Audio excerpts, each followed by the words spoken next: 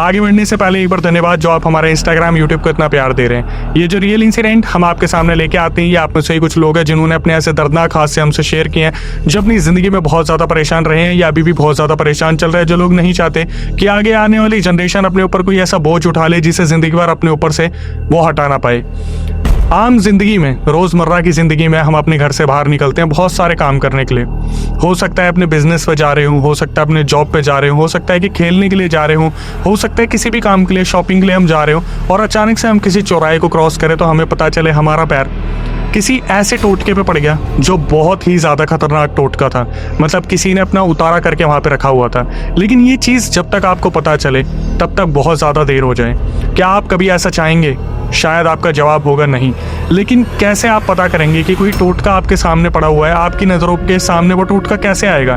क्या आप खुली नज़रों से रोड पे देख के चलते हो? आज हमारे पास सबसे ज़्यादा ऐसे केसेस आते हैं कि अक्षय भाई मैं फ़ोन चलाता हुआ गुजर रहा था और कब रास्ते में मेरा पैर किसी चीज़ से टकरा गया मुझे पता ही नहीं चला।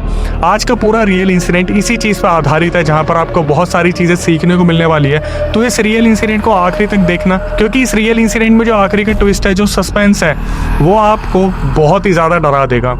ये पूरा रियल इंसिडेंट हमें परी ने भेजा है। परी जो कि प्रयागराज की रहने वाली हैं। परी उस टाइम पर सिर्फ 15 साल की थी। ये पूरा रियल इंसिडेंट 2020 में उनके पिताजी के साथ हुआ। आगे बढ़ने से पहले मैं परी के परिवार के बारे में आपको थोड़ा सा बता देता हूँ। परी जो कि स्कूल में थी उस टाइम पर, और उनके छोटे भाई जो कि 7-8 साल के रहे होंगे, अपने मम्मी पापा के साथ परी बहुत ही प्यार से रहती थी। पापा जो कि एक सर्जन थे, हॉस्पिटल में उनका आना जाना हुआ करता था। प्रयागराज के बहुत ही फेमस हॉस्पिटल में काफ़ी रेपुटेटेड पोस्ट पे वो थे। परी की ज़िंदगी में सब कुछ बहुत अच्छा चल रहा था। ना ही पैसे की कमी थी, ना ही डिसिप्लिन की कमी थी। सब कुछ बहुत अच्छा था। स्कूल में सारी पढ़ाई वगैरह सब कुछ अच्छी चल रही थी। परी और उनके छोटे भाई वहाँ पर मोहल्ले में खेला करते थे, नए नए दोस्त बनाया करते थे। जैसे ज़िंदगी सब कुछ सही चल रही होती वैसे ही चल रही थी। ये बात है एक शाम की जब परी के पापा हॉस्पिटल से वापस आते हैं। उनके पास एक बाइक थी और जब बाइक से वो वापस घर पे आते हैं तो उनके पापा बहुत ही ज़्यादा टेंशन में थे। उनकी जो सबसे बड़ी खासियत थी वो यही थी कि वो जैसे ही हॉस्पिटल से वापस आते थे वो अपने हाथ की घड़ी सीधा परी को पकड़ाते थे और परी को बोल देते बेटा एक बार वहाँ पे जाके इसे संभाल के रख दे। इनके पापा को घड़ियाँ बहुत पसंद थी, बहुत बड़ा कलेक्शन था। लेकिन आज शाम जब इनके पापा वापस आए अपनी जॉब से तो उन्होंने सीधा घड़ी पकड़ाई परी को और सीधा एक बात बोली कि फटाफट से अपनी मम्मी को बुला लो, मुझे कुछ ठीक सा नहीं लग रहा है। परी उस टाइम पर बहुत ज़्यादा घबरा गई थी। जब तक उन्होंने घड़ी रखी, उनके जो छोटे भाई थे उन्होंने इस चीज़ को सुना और वो अपनी मम्मी के पास भागते हुए जाते हैं और मम्मी को बताते कि पापा आज बहुत ज़्यादा टेंशन में है और पापा आपको बुला रहे हैं। जब परी की मम्मी वहाँ पे पहुँचती हैं तो उस टाइम पर इनके जो पापा थे परी के, वो बहुत ज़्यादा घबराए हुए थे और उन्होंने जो चीज़ें परी की मम्मी को बताई, परी ने और उनके छोटे भाई ने भी वो चीज़ें सुनी। परी के पापा बताते कि जब मैं हॉस्पिटल से वापस आ रहा था तो एक सुनसान रास्ता पड़ता है जहाँ पर एक बहुत बड़ा मंदिर है। उस मंदिर से मुश्किल से 100 मीटर की दूरी पे एक चौराया पड़ता है और उस चौराहे पे एक बहुत बड़ा टोटका कर रखा था। इनके पापा को अचानक से पता नहीं क्या हुआ, इनके पापा ने सीधा टोटके के ऊपर से बाइक निकाल दी और बाइक निकालते ही अचानक से उनके ऊपर इतना जोर का असर पड़ा, ऐसा लगा जैसे उनके कंधे भारी हो गए। मतलब 1 सेकंड के अंदर ऐसा लगा जैसे उनके ऊपर उस टोटके का बहुत बुरा असर हो गया था। ये सुनने के बाद परी की मम्मी पूरी तरीके से घबरा गई थी, लेकिन फिर भी उन्होंने पूरा सपोर्ट दिखाते हुए ये बात बोली कि भगवान से बड़ा कोई नहीं होता, आप एक काम करो, मंदिर में जाओ और पूजा पाठ करके अपने आराम से बैठ जाओ। ये सुनने के बाद परी के जो पिताजी थे वो फ्रेश होने जाते हैं, नहाते बाते हैं और मंदिर में हाथ जोड़ के वापिस आके बैठ जाते हैं। आज की रात उनका जो व्यवहार था वो बिल्कुल बदल चुका था। वो आए, उनको जब परी की मम्मी ने खाने के लिए पूछा तो वहाँ पर जो उनके पापा बैठे थे उन्होंने मना कर दिया कि नहीं मुझे खाना नहीं खाना। और परी ने जो चीज़ मेंशन की वो सही में सुनने लायक है। परी ने ये चीज़ मेंशन की कि अक्षय भाई मेरे पापा को ना मीठा बिल्कुल भी पसंद नहीं है। लेकिन आज की रात जब इनके पापा वापस आए तो उन्होंने खाने को मना करके सीधा परी की मम्मी को ये बोला कि मुझे मीठा दूध दे दो, मेरा मीठा दूध पीने का बहुत मन कर रहा है। लेकिन परी ने मेंशन करा कि मेरी मम्मी ने, मैंने, मेरे भाई ने इस चीज़ पर ध्यान ही नहीं दिया और ये चीज़ें कहाँ तक पहुँच गई जब तक हमें पता चली बहुत देर हो गई थी। अब रात को जो भी इंसिडेंट हुआ, इनके पापा सुबह उठे, परी के पापा, और वो नहाने गए। जब नहा के वापस आए तो परी ने, उनकी मम्मी ने एक चीज़ ऑब्जर्व की कि परी के पापा के पूरे शरीर पर अजीब अजीब से निशान आ रखे हैं, जैसे कहीं से ब्लड क्लॉट हो गया है या फिर नोचने के निशान। फिर भी इन लोगों ने इस चीज़ को ज़्यादा ध्यान में नहीं रखा, ये सोच के रात को करवट बदली होगी तो कहीं से बेड पे कुछ लग गया होगा या कुछ ना कुछ हो गया होगा। परी ने अपने पापा को नहीं टोका, ना ही इनकी मम्मी ने कुछ बोला और इनके पापा सीधा हॉस्पिटल की तरफ निकल गए। जो रोज़मर्रा की ज़िंदगी होती है उसी तरीके से परी भी अपने काम पर निकल गई, जो स्कूल स्कूल का काम था।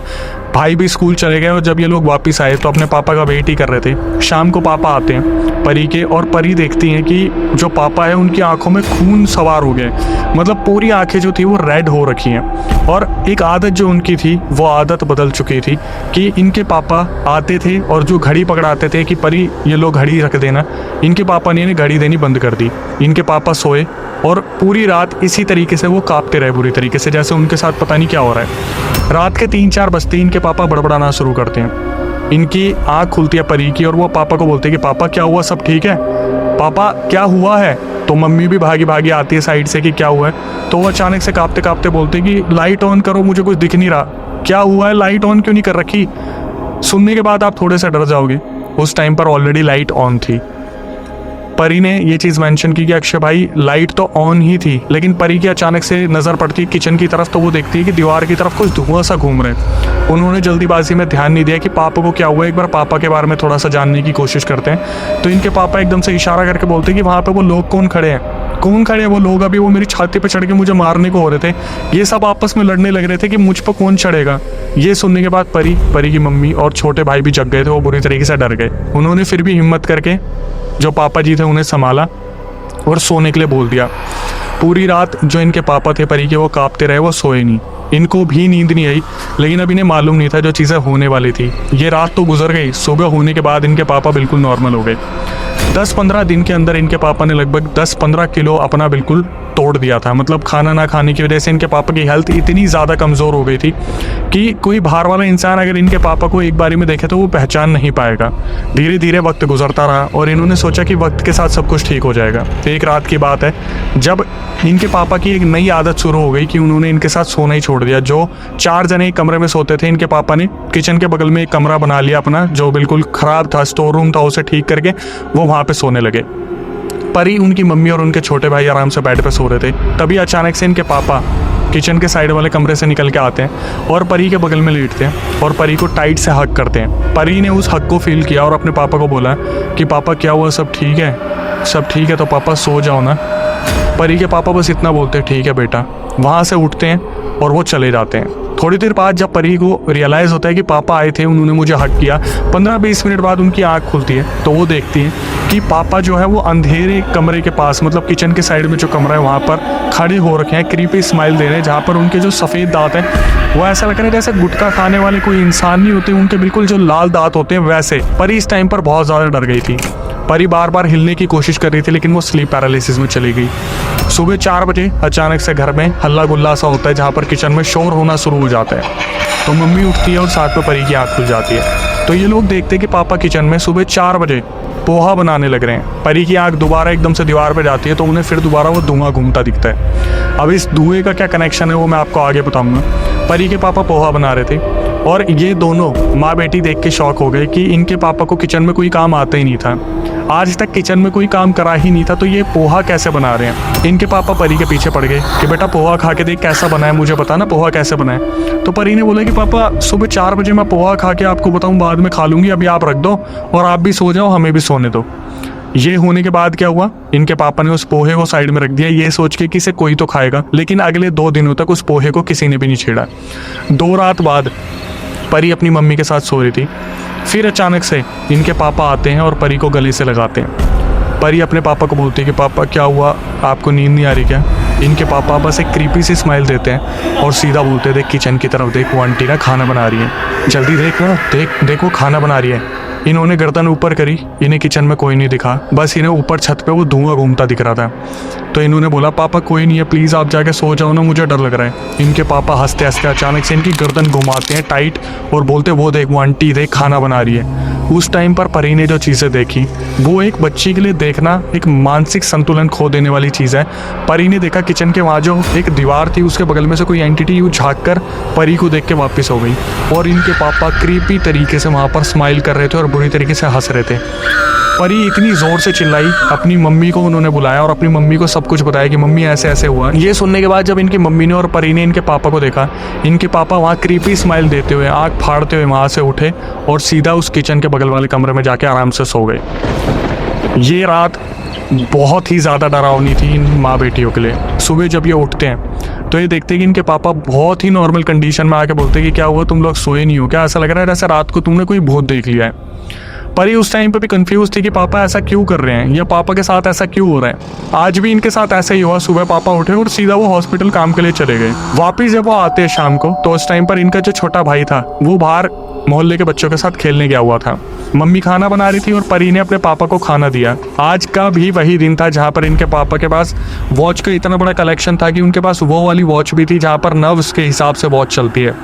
परी बस इंतजार करती थी पापा आएंगे और मेरे को घड़ी संभालने को देंगे, लेकिन पिछले कितने टाइम से ऐसा हुआ जब पापा परी से ढंग से बात ही नहीं कर रहे थे। खाना खाने के बाद परी को उनके पापा बोलते, ले बेटा ये प्लेट किचन में रख के आ जा। परी वैसे ही बहुत ज़्यादा डरी हुई थी। वो किचन में जाती है, प्लेट रखती है और अपने पापा के साइड में आती है। वहाँ पर एक चार्जिंग पॉइंट था, वो अपना फ़ोन चार्जिंग पे लगाने जाती है। इनके पापा इनकी मम्मी की हेल्प करने के लिए खाना खाने के बाद भिंडी काट रहे थे। भिंडी काटने वाला चाकू भी वहीं रखा था। परी फ़ोन चार्जिंग पे लगाती है। अचानक से वो देखती है एक ज़ोर सी आवाज़ आई। एक्चुअली में हुआ क्या था, इनके पापा ने चक्कू फेंक के मारा परी के ऊपर। वो जो एक पॉइंट होता है ना, चार्जिंग पे फ़ोन लगाया और फ़ोन को नीचे रखने के लिए झुकने वाली चीज़, सीधा परी के ऊपर से वो चक्कू निकला और दीवार पे जाके लगा और साइड में गिर गया। परी ने पीछे मुड़ के देखा तो इनके पापा उसी तरीके से क्रीपी स्माइल देते हुए इनके पीछे इन्हें मारने के लिए भागे। परी सीधा अपनी मम्मी के पास भागी अंदर वाले कमरे में। उनकी मम्मी जहाँ पर कपड़े ठीक कर रही थी और कमरा अंदर से बंद कर लिया। इनके पापा ज़ोर ज़ोर से चिल्लाने लगे कि बाहर आ जा, मैं तुझे लेने आया हूँ बेटा, चल मेरे साथ। इनकी मम्मी बोलती है कि क्या हो गया आपको, आप ठीक तो हो? परी बताती है, मम्मी मेरे ऊपर इस तरीके से चक्कू फेंक के मारो और ये मेरे पापा नहीं है, मैं आपको बता रही हूँ, जितनी जल्दी हो सके चाचा जी और ताऊ जी को बुला लो, इससे पहले पापा कुछ गलत कर दे। इनकी मम्मी ने क्या करा, फटाफट से चाचा जी और ताऊ जी को फ़ोन मिलाया। अच्छा, आगे बढ़ने से पहले ये भी मैं आपको बता दूँ कि इनके हालात और इनके रिलेशन दोनों ही चाचा जी और ताऊ जी से अच्छे नहीं हैं, तो थोड़ा सा टाइम लगा लेकिन वो लोग आ गए। लेकिन इस दौरान एक बहुत ही ज़्यादा डरावनी घटना हुई कि इनका जो भाई था जो बाहर खेलने गया हुआ था वो घर के अंदर आ गया। तो इनको अब ये डर लग रहा था कि पिताजी उसके ऊपर हमला तो नहीं कर देंगे, लेकिन पिताजी ने उसकी तरफ देखा भी नहीं। बार बार गेट पे नॉक करते हुए वो एक ही बात बोल रहे थे कि तू अंदर है, बस परी को मेरे पास भेज दे, परी को मेरे पास भेज दे। मुश्किल से 15-20 मिनट में इनके जो चाचा ताऊ जी इनके घर के आसपास रहते थे, जिनसे इनकी ज़्यादा बातचीत नहीं थी, वो घर पे आए। उन्होंने जो चीज़ देखी उनके पैरों तले ज़मीन खिसक गई। वो पहली नज़र में तो परी के पापा को पहचान ही नहीं पाए क्योंकि उनका इतना वजन टूट गया था।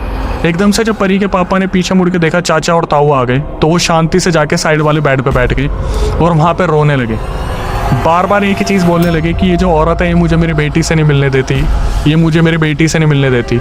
ये देखने के बाद ये लोग कमरे से बाहर निकलते, परी और परी की मम्मी। तो जो भाई था वो तो वैसे ही वहाँ पे रोने लग रहा था अपनी पापा की हरकतों को देख के। तो बाहर आते ही पूछना और बताना शुरू करती कि क्या हुआ। तो जो परी की मम्मी वो बताना शुरू करती है चाचा जी को ताऊ जी को कि ऐसे ऐसे इतने दिनों से इतना सब कुछ हो रहा है और मुझे समझ नहीं आ रहा कि इनके साथ हो क्या रहा है। तो ये लोग क्या करते हैं, एक समझदारी वाला स्टेप उठाते हैं। जब इन्होंने सुना कि इनके पापा बार बार ये बोले थे मुझे परी के साथ छोड़ दो, मुझे परी को दे दो, मैं परी के साथ रहना चाहता हूँ, तो इनके चाचा ताऊ बोले कि आप एक काम करो परी की मम्मी को कि आप हमारे साथ आओ, हम एक बार बाहर चल के बात करते हैं, परी को इनके पापा के पास छोड़ दो। तो ये इनकी एक स्ट्रैटेजी थी जहाँ पर ये देखना चाहते थे कि परी के पापा परी से एक्चुअली में क्या बोलना चाह रहे हैं, अकेले में क्या बात करेंगे। तो जब ये बाहर जाते हैं, जब परी वहाँ पे बैठ के अपने पापा को देख रही थी, वो पापा अचानक से बिल्कुल क्लोज आते हैं और बोलते हैं कि मुझे तो पता ही था, क्योंकि कुत्ते के बच्चे कुत्ते ही होते हैं और तू भी एक कुतिया ही है। तेरा बाप पहले मरेगा और उसके बाद तू मरेगी, तुम में से कोई नहीं बचेगा। ये बोलने के बाद एकदम से इनके पापा पीछे हो जाते हैं। फिर पीछे होने के बाद इनके पापा आगे आते हैं और फिर दोबारा यही बोलते हैं कि तेरे बाप ने बहुत कर्म कर लिए, अब तुझे मैं कोई गलत कर्म नहीं करने दूंगी, तुझे मैं मार के अपना गुलाम बनाऊंगी और हमेशा अपने साथ रखूंगी। ये बोलने के बाद इनके पापा पीछे हो जाते हैं। वहाँ से परी जो चिल्ला के अपनी मम्मी के पास भागती है और सीधा रोते रोते बताती है कि पापा ने मुझे ये सब कुछ बोला। और ये सुनने के बाद जो चाचा था वहाँ पे खड़े थे, उनके पसीने छूट गए। ऐसा लग रहा था उनको कुछ ना कुछ मालूम था। और वहाँ पे क्या हुआ, इन्होंने वो बात सुनी, ये बाइक लेके आए थे, परी के पापा को बाइक पे बैठाया, डॉक्टर के पास लेके गए, उनको दवाई दिलवाई और घर पे वापस छोड़ के वो अपने कामकाज पे निकल गए। 2-3 दिन फिर सब कुछ सही रहा, जहाँ पर इनके पापा की तबीयत जो थी वो ठीक हो गई, जो टेम्परेचर हाई हुआ था वो भी नॉर्मल हो गया, जो चीज़ें हो रही थी वो भी बिल्कुल ठीक हो गई। 3 रातों तक इनके घर में सब कुछ सही रहा। 4-5वें दिन अचानक से परी अपने घर में सफाई करते करते एक ऐसे कोने तक पहुँच जाती है जहाँ पर इन्होंने कभी सफाई नहीं की थी। वहाँ पर से इनको एक बहुत बड़ा डब्बा मिलता है।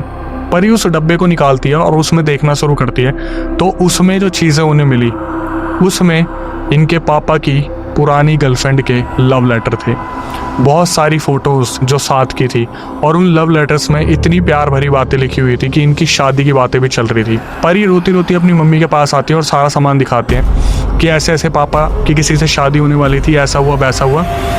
जब तक परी के पापा को ये पता चला बहुत देर हो चुकी थी। ये लव लेटर मिलने के बाद परी की मम्मी ने एक डिसीजन लिया कि चाचा जी और ताऊ जी को बुलाकर उनसे पूछेगी कि गुत्थी है क्या। इस गुत्थी को सुलझाना बहुत ज़रूरी था, और ताऊ जी और चाचा जी के रिएक्शन तो पहले ही देख लिए थे, मतलब उन्हें कुछ तो मालूम था। फ़ोन करके जब परी के पापा हॉस्पिटल में थे तो इनकी मम्मी ने क्या करा, समझदारी से फ़ोन करके चाचा जी और ताऊ जी को झूठ बोलकर अपने यहाँ पे बुलाया घर पे, और उनके सामने लव लेटर रख दिया और उनसे पूछना शुरू करा कि मुझे अब सच सच बताओ हुआ क्या था। तो वहाँ पर ताऊ जी रोते रोते बताना शुरू करते हैं कि ये सब कुछ मेरी गलती की वजह से हुआ था। तो इनकी मम्मी पूछती है क्या हुआ था, मुझे ये बताओ। 2005 में परी की मम्मी की शादी परी के पापा से हुई थी, लेकिन उससे पहले परी के पापा का एक बहुत पुराना रिलेशनशिप था, जहाँ पर परी के पापा एक लड़की से बहुत प्यार करते थे और वो लड़की इनके पापा से बेइंतहा प्यार करती थी। वो पागल थी इनके पापा के लिए। उसको ये बोलना था कि अगर मेरी परी के पापा से शादी नहीं करवाई, मतलब जो उनका नाम था, हम नाम सुमित मान लेते, कि मेरी सुमित से अगर शादी नहीं करवाई तो मैं इस दुनिया में आग लगा दूंगी, मैं पूरे ब्रह्मांड में आग लगा दूंगी, मैं मर जाऊंगी, मर के वापस आऊंगी, लेकिन सुमित सिर्फ मेरा है। वो लड़की इतना ज़्यादा साइको थी कि घर वाले जो थे, जो चाचा जी और ताऊ जी और बाकी घर वाले थे सुमित के, मतलब परी के पापा थे, वो बिल्कुल उस लड़की को एक्सेप्ट नहीं करना चाहते थे। जब परी के पापा को घर वालों ने मिलकर समझाया तो वो एग्री हो गए कि ठीक है, वो इस लड़की से शादी नहीं करेंगे। जब पता चला उस लड़की को, वो जो इनके पापा की बहुत पुरानी प्रेमिका थी, पता चला उन्हें कि ऐसे ऐसे सुमित की शादी किसी और से करवाने की बात चल रही है, तो उस औरत ने, उस लड़की ने क्या करा, ताऊ जी और चाचा जी के ऊपर पिस्टल तान दी थी। अपने बचाव में ताऊ जी ने क्या करा, उस पिस्टल को ऊपर कर दिया, तो पहली फायरिंग हवा में हुई और दूसरी फायरिंग जो हुई थी वो उस लड़की के गले पे लगी, जहाँ पर लगे हाथ ही उस लड़की ने दम तोड़ दिया। ये बात हुए कम से कम नहीं तो 15-20 साल हो गए थे। इस चीज़ को सब भूल भी गए थे, लेकिन ये चीज़ें जो अब लौट के आ रही थी ये बहुत ही ज़्यादा हैरान करने वाली थी। ये सारी सच्चाई जब सामने आई तो उस टाइम पर परी के पापा घर पे आते हैं। वो बहुत थके हुए थे, वो सीधा सोने के लिए जाते हैं। उस टाइम पर चाचा जी ताऊ जी वहाँ पर आ रखे थे और आपस में बात कर रहे थे। ऐसा लग रहा था कि जो पापा जी घर पे आए हैं परी के, उन्हें मालूम था कि यहाँ पर मेरे बारे में क्या बात चल रही है।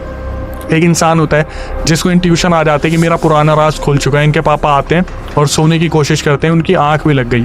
तो चाचा जी और ताऊ जी वहाँ बैठे हुए थे, इनकी मम्मी से बात कर रहे थे कि मेरे ख्याल से वो एंटिटी जो है वो लड़की वापस आ गई है। और ताऊ जी की आंखों में आंसू थे कि वो बर्बाद होते देख रहे हैं सब कुछ, कि एक फायरिंग के चक्कर में इतना सब कुछ हो रहा है, लड़की के चक्कर में इतना सब कुछ हो रहा है। तभी अचानक से इनके पापा जो सो रहे थे वो उठते हैं और बोलते हैं कि भुगतना तो पड़ेगा जो तुम लोगों ने करा है, मार के भी तसल्ली नहीं मिली ना तुम्हें, चिंता मत करो, कुछ न कुछ तो मैं ऐसा करूँगी जिसकी वजह से तुम्हारा पूरा परिवार बहुत बुरी तरीके से भुगतेगा। जो चाचा जी और ताऊ जी थे उनका एक ही डिसीजन था कि सुबह होते ही परी के पापा को मेहंदीपुर बालाजी ले जाना पड़ेगा और वहाँ पर इनका उतारा करना पड़ेगा। ये लोग अपने घर चले गए, सुबह गाड़ी लेके आए और मेहंदीपुर बालाजी परी के पापा को लेके चले गए। लेकिन परी के पापा ने एक बहुत गंदा काम करा जिसकी वजह से शायद उनको एक ऐसा शराब मिला। इनके पापा इस टाइम पर बहुत ज़्यादा अल्कोहल पीने लगे थे। उन्होंने क्या करा, एक दारू की बोतल अपने सॉक्स में छुपा ली। बालाजी मंदिर के सामने जाकर उन्होंने दारू खोली और भगवान के सामने, मंदिर के सामने दारू पी ली, जिस वजह से वहाँ के जो पंडित वगैरह थे उन्होंने इलाज करने से मना कर दिया। इनके हाथ पैर जोड़ने के बाद उन पंडितों ने इलाज करा, जहाँ पर 1 महीने सब कुछ शांत रहा। सब कुछ बहुत बेहतरीन तरीके से शांत हो गया था, घर में सब कुछ सही हो गया था, प्यार झलक रहा था, जैसे पापा बिल्कुल नॉर्मल हो गए हैं। 1 महीने बाद बात है 19 मई की। 19 मई मुझे कैसे याद है तारीख, जो कि मुझे बताई गई, बहुत स्पेशल ये तारीख थी। उस दिन हॉस्पिटल से फ़ोन आया था और जो परी के पापा थे वो घर पे थे। हॉस्पिटल से फ़ोन आया था कि आपको लखनऊ जाना है, वहाँ पर किसी की सर्जरी करनी है, कोई बहुत बड़ा VIP आ रहा है। अब ये तारीख इसलिए याद है क्योंकि 2-3 दिन बाद इनके मम्मी पापा की मैरिज एनिवर्सरी थी। 19 मई को इनके पापा सबसे, घर वालों से बहुत प्यार से मिलके निकलते हैं और बताते हैं कि 2-3 दिन बाद मैं आऊँगा, उसके बाद हम एक ग्रैंड सेलिब्रेशन करने वाले हैं। और वो वाली घड़ी जो है परी से मांगी, जो नर्व्स वाली थी, मतलब आपकी नर्व्स बंद तो वो घड़ी बंद। इनके पापा बहुत कम टाइम में सबसे मिलके निकले, परी को बहुत प्यार करा, भाई को बहुत प्यार करा, मम्मी को बाय बोला और वहाँ से निकल गए। फ़ोन पे ज़्यादा बातचीत नहीं हुई क्योंकि ज़्यादातर टाइम लखनऊ के बड़े हॉस्पिटल में निकल रहा था। जिस दिन मैरिज एनिवर्सरी थी, जिस दिन उनको वापस आना था, वो तो वापस नहीं आए, लेकिन वहाँ से कॉल आया और कॉल पे जो इंसान था उसने बताया कि आपके जो पिताजी हैं परी को और आपके जो हस्बैंड है वाइफ को, कि वो इस दुनिया में नहीं रहे हैं। जो इस दुनिया से जाने का रीज़न बताया वो ये था कि उनका लीवर फट गया। उनका पेट सूज गया था, बुरी तरीके से फूल गया था पिछले 2-3 दिनों में, और उनका लीवर फट गया बुरी तरीके से। परी को और उनकी मम्मी को ऑलरेडी पता था कि वो जो एंटिटी थी, वो जो लड़की थी जो बोल रही थी मैं लेके जाऊंगी, वो एक्चुअली में लेके चली गई। परी ने इसके बाद जो चीज़ें बताई वो बहुत ही ज़्यादा इमोशनल कर देने वाली हैं। परी ने बताया कि अक्षय भाई 2-3 दिन बाद बॉडी हमारे सामने आई और मैं बहुत ज़्यादा भावुक हो गई थी। मैं पूरी टाइम रोती रही और अपने आप को कोसती रही कि मैं अपने पापा के लिए कुछ कर नहीं पाई।